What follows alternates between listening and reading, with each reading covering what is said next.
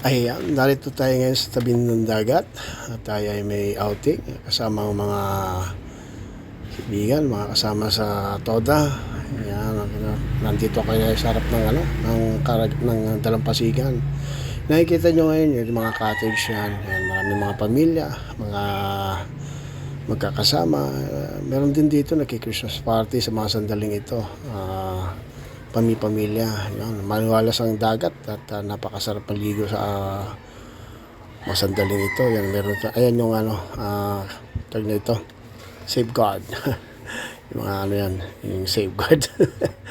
Yan yung bantay para baka may mga malunod yan. Gaganda ng cottage dito.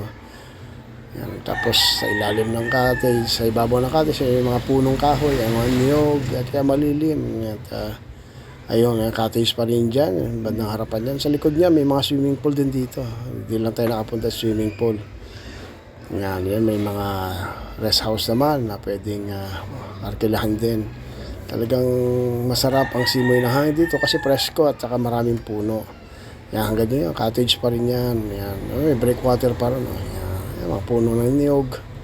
Talagang magandang pumunta rito sa barangay barangay ito. Yun,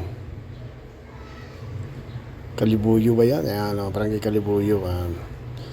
Tapos yan, tatarik ng puno ng saging. Yan yung inyong lingkod. Nagpakita ng kanyang face. Ayan, tapos ito mga puno. Ayan, ganda talaga, lilim. Ayan, nakita may kaano din yun sa dulo na yun.